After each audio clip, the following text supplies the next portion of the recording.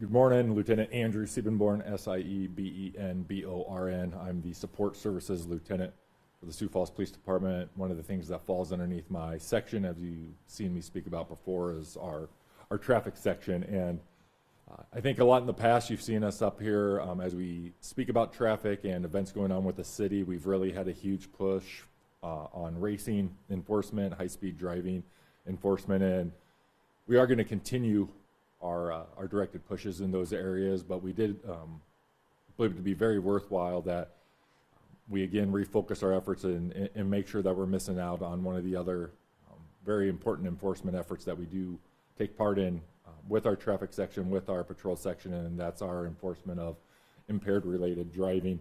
If you look over the course of the last several years, in 2025, we had 10 car-related fatalities. 2024 we had 8, 2023 we had 12, 2022 we had 11.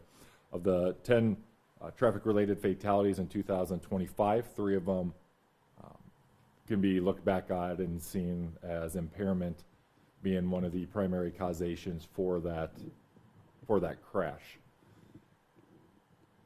Driving intoxicated, driving while impaired is a 100% preventable crime. We sincerely believe that the deaths related to traffic crash incidents as it relates to impairment is 100% preventable, and that is going to be our goal as we move into 2026, where we've kind of coined our goal, our project, as being Project Zero, and with Zero being what we believe through partnerships with other agencies, with our community, and due to efforts within our own department, that in 2026 we want to have 0 traffic-related fatalities where impairment is the primary causation or a contributing causation to that death. How do we get there? You're going to see a lot more of us, myself, my colleagues, our postings online as it involves the dangers of impaired driving. It can't be stated enough. You can kill others based on those actions, and it's not only going to affect those that are deceased but their family members, but also yourself with jail time, and your family on that end as well. So there's a lot of layers of that onion to peel off due to that behavior, which again is a choice that someone makes from the and like I said, so you're going to see that education component quite a bit more this coming year. It also factors into our Office of Highway Safety grants that we get. We've talked about them as it relates to speed and racing.